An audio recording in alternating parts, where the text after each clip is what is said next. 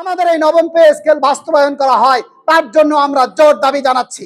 প্রায় 9 লাখ কোটি টাকার রেকর্ড বাজেট ঘিরে সরকারের অর্থনৈতিক পরিকল্পনা এখন চূড়ান্ত পর্যায়ে। স্বাস্থ্য, শিক্ষা, বিনিয়োগ ও জ্বালানি খাতকে অগ্রাধিকার দেওয়ার ঘোষণা থাকলেও আলোচনার কেন্দ্রে উঠে এসেছে সরকারি চাকরিজীবীদের নতুন পে স্কেল চলতি বাজেটে স্থান পাবে তো। দীর্ঘদিন ধরে চলা এই দাবি এখন আর কেবল প্রশাসনিক বিষয় নয়, বরং মূল্যস্ফীতি, জীবনযাত্রার ব্যয় এবং বাজারের ভোক্তা চাহিদার সঙ্গে যুক্ত একটি গুরুত্বপূর্ণ অর্থনৈতিক ইস্যু হিসেবে বিবেচিত হচ্ছে। সরকারি কর্মচারীদের একটি বড় অংশের মতে বর্তমান বেতন কাঠামো বাস্তবতার সঙ্গে সামঞ্জস্যপূর্ণ নয়।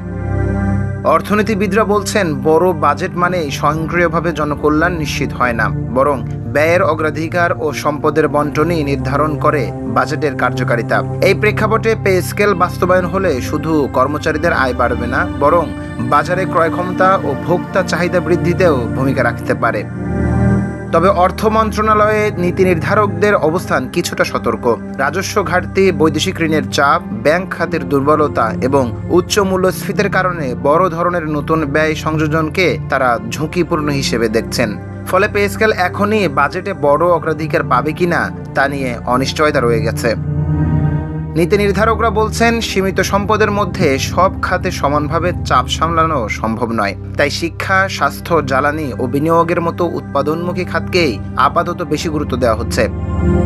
সব মিলিয়ে আসন্ন বাজেট শুধু আকারে বড় নয়, বরং অগ্রাধিকারের লড়াইয়ে জটিল। এই লড়াইয়ের মাঝেই পে স্কেল ইস্যু কতটা জায়গা পায় সেটি এখন সবচেয়ে গুরুত্বপূর্ণ প্রশ্ন হয়ে দাঁড়িয়েছে।